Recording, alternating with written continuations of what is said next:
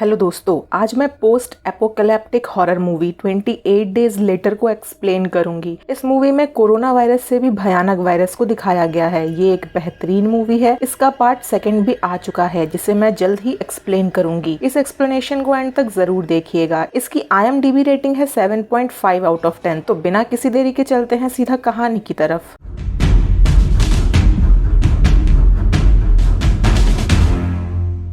कहानी की शुरुआत होती है एक एनिमल राइट्स एक्टिविस्ट ग्रुप को दिखाते हुए जो कैम्ब्रिज के एक लैब में घुस जाते हैं जहां कई सारे एग्रेसिव चिंपैंजीज थे और उन पर गैर कानूनी तरीके से प्रयोग किया जा रहा था। उनमें से एक एक्टिविस्ट एक चिंपैंजी को फ्री कर देती है, जबकि उस लैब के साइंटिस्ट ने उन्हें वार्निंग दी थी कि वो सारे चिंपैंजीज एक हाईली कंटीजियस वायरस से इन्फेक्टेड थे। वो चिंपैंजी उस एक्टिविस्ट पे हमला कर देता है और देखते ही देखते कुछ सेकंड के अंदर वो वायरस उस एक्टिविस्ट को एक ज़ॉम्बी में कन्वर्ट कर देता है। वो दूसरे लोगों पर हमला करती है और वो सब भी ज़ॉम्बी में कन्वर्ट हो जाते हैं और इस तरह से ये वायरस ग्रेट ब्रिटेन के हर जगह तक पहुंच चुका था और देखते ही देखते वहां की पूरी सोसाइटी कोलैप्स हो चुकी थी। अब कहानी उस वायरस के आउटब्रेक के 28 डेज बाद की दिखाई जाती है, जहां बाईसाइकिल कुरियर बॉय जिम एक ट्रैफिक एक्सीडेंट के बाद कोमा से बाहर आता है। वो लंदन के सेंट थॉमस हॉस्पिटल में अकेले ही उठता है जहां उसे कोई नहीं मिलता। वो लंदन के खाली स्ट्रीट पे चलता हुआ एक जगह पे पहुंचता है जहां उसे कई सारे न्यूज़पेपर कटिंग्स मिलते हैं जो कि मास इवैक्यूएशन के बारे में थे। वो चलते हुए एक चर्च में पहुंचता है जहां पे कई सारे लोगों की लाशें पड़ी हुई थी। उस चर्च के फादर के साथ साथ कुछ और ज़ॉम्बीज उस पे हमला कर देते हैं, पर सही समय पे 2 सर्वाइवर्स सेलेना और मार्क उसे बचा लेते हैं और उसे अपने स्ट्रीट साइड शॉप में बने रिफ्यूजी कैंप में ले जाते हैं। सेलेना और मार्क जिम को उस वायरस के बारे में बताते हैं और उसे ये भी बताते हैं कि उन दोनों ने अपने फैमिली को खो दिया है, पर जिम अपने पेरेंट्स को ढूंढना चाहता था और जिम के रिक्वेस्ट पर वो सब जिम के पेरेंट्स के घर की तरफ निकल पड़ते हैं। वहां पहुंच के उन्हें पता चलता है कि जिम के कोमा में जाने के बाद उसके पेरेंट्स ने सुसाइड कर लिया था। जिम को अपने पेरेंट्स को इस हालत में देख के काफी तकलीफ होती है, पर अंधेरा होने वाला था, इसीलिए वो डिसाइड करते हैं कि वो उस रात के लिए वहीं रुक जाएंगे। रात में जिम एक कैंडल जला के अपनी फैमिली के कुछ अच्छे मेमोरीज को देख रहा था। उसी कैंडल के लाइट के वजह से उसके नेबर्स जो कि अब ज़ॉम्बी बन चुके थे वो उन पे हमला कर देते हैं। उस हाथापाई में मार्क को चोट लग जाता है और इससे पहले कि वो वायरस मार्क को पूरी तरह से इन्फेक्ट कर पाता, सेलेना उसे मार डालती है और जिम से कहती है कि अगर ये उसके साथ होता तो वो उसके साथ भी ऐसा ही करती। जिम और सेलेना अब आगे बढ़ते हुए एक टावर पर लाइट्स जलते हुए देखते हैं। वो जब उस टावर के अंदर पहुंचते हैं तो उन पर कुछ ज़ॉम्बीज हमला कर देते हैं, पर फ्रैंक उन्हें बचा के अपने फ्लैट के अंदर ले आता है। फ्रैंक ने ही वो लाइट्स जलाई थी ताकि अगर कोई सर्वाइवर बचा हो तो उन तक पहुंच सके। फ्रैंक उस फ्लैट में अपनी बेटी हैना के साथ रहता था। फ्रैंक उन्हें एक मिलिट्री रेडियो ब्रॉडकास्ट के बारे में बताता है जो उन्हें मैनचेस्टर से बाहर एक ब्लॉकेड पर प्रोटेक्शन ऑफर कर रहा था।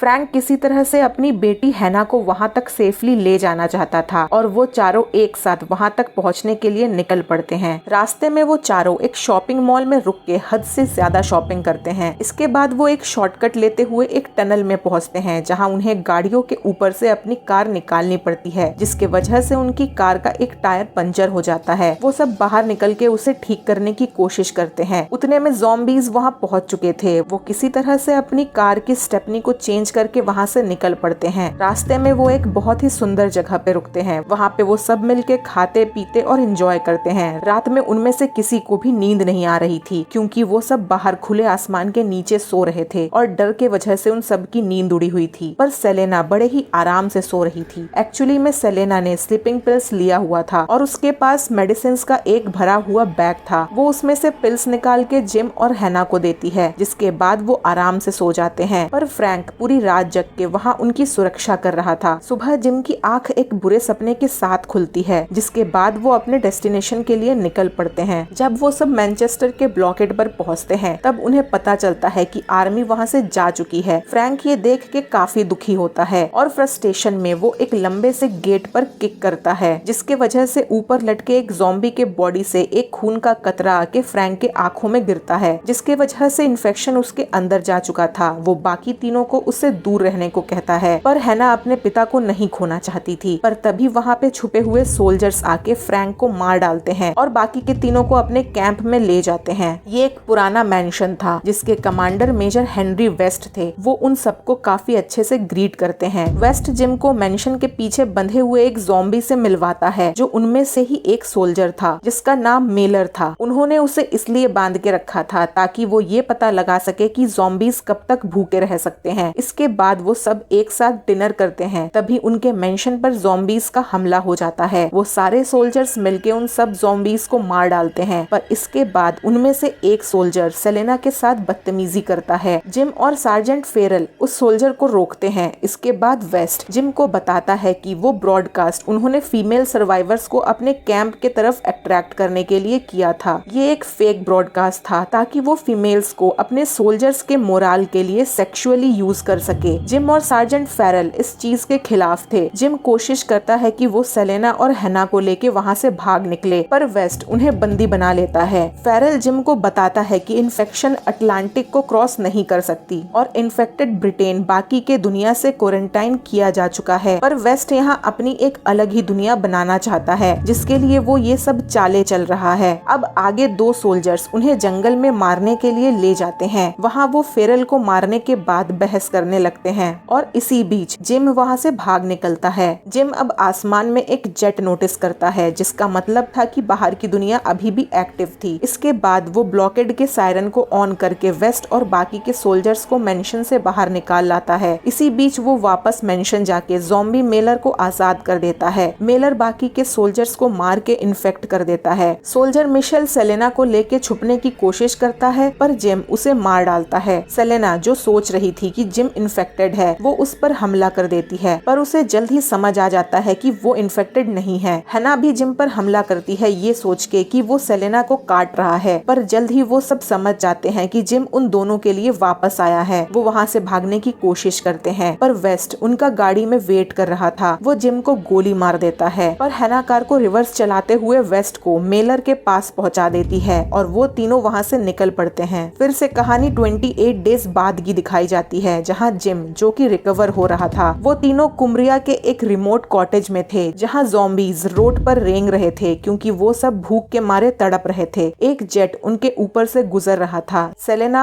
हैना और जिम मिलके एक बड़े से कपड़े से हेलो वर्ल्ड को एक बैनर की तरह सजा के जेट को अपने तरफ अट्रैक्ट करते हैं। वो तीनों उस जेट को वेव करते हैं। पायलट ने उन्हें देख लिया था और वो उन्हें वहाँ से निकालने के लिए नीचे आ रहे थे और ये मूवी यहीं खत्म हो जाती है। इस मूवी से हमें सीखने को मिलता है कि वायरस से ज्यादा खतरनाक है मानव स्वभाव की हिंसा। ज़ॉम्बी मूवी होते हुए भी ये मूवी दिखाती है कि इंसान किस हद तक गिर सकता है। अगर आपको मेरी एक्सप्लेनेशन अच्छी लगी है तो भूले बिना मेरे वीडियो को लाइक करें, मेरे चैनल को सब्सक्राइब करें, वीडियो को शेयर करें और कमेंट करके जरूर बताएं कि आपको ये वीडियो कैसी लगी। मिलते हैं अगले वीडियो में, तब तक के लिए बाय बाय।